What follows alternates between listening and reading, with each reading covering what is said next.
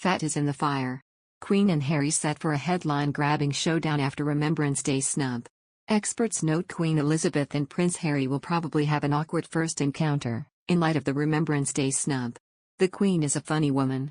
Perhaps one of the most notable examples of that keen sense of humor came back in 2016 when she agreed to make a cheeky video with grandson Prince Harry to promote his Invictus Games. In the 40-second clip, the duo sit perusing an Invictus brochure when his phone rings, a call from then U.S. First Lady, Michelle Obama, and husband Barack indulging in some transatlantic ribbing. The video cuts back to the Queen, pink-cheeked and clearly having a ball, offering up a droll, "Oh really?" Her affection and joy in that moment and in her grandson's achievement are absolutely apparent, and watching the video now is a delight.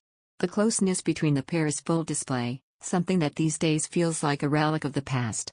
But we are a long, very long, way from that moment, and in the coming week, the pair's relationship is set to face perhaps its biggest test to date. The Duke of Sussex had his request for a wreath to be laid in his name rejected by the royal family last year, and so paid his respects in California with wife Meghan. On the back of his 2020 snub, commentator Daniela Elser says Harry's decision to take center stage at an event in America this week has a provocative edge.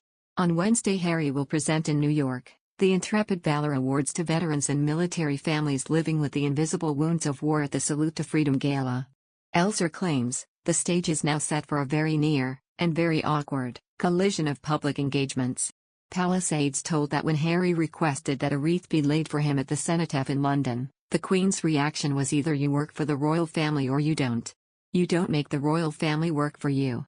Following the refusal, Harry hired a photographer to snap he and Meghan visiting the Los Angeles National Cemetery to pay their respects. After serving in the army for a decade, Harry's support for military veterans is fiercely genuine, but another high-profile Sussex public appearance will only add to tensions with the Queen, Elser claims.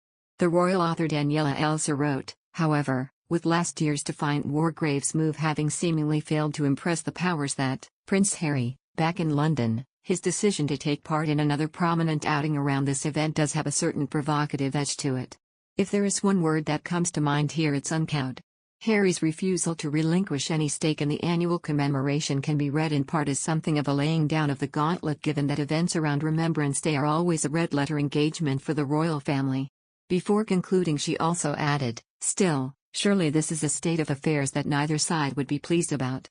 When Harry appears at the Intrepid Gala on the other side of the Atlantic, Daniela Elser says it will reinforce the distance, both literal and figurative, between him and his family. But it is ultimately something Buckingham Palace will have to get used to, as the Sussexes show no sign of stepping out of the limelight. Elser added, for Buckingham Palace, Harry's New York Awards foray will be a painful reminder of how they let things go so spectacularly, historically sour, with a prince who served 2 terms on the front line and whose avowed dedication to men and women in uniform has rightly earned him universal applause. It is hard to imagine this situation, 2 opposing sides taking part in nearly competing outings around the same cause, will change any time in the future, and the Sussexes as royal thorn in the PR side look set to be a recurring feature of the royal landscape for years to come, cannibalizing one another's carefully calibrated publicity forevermore.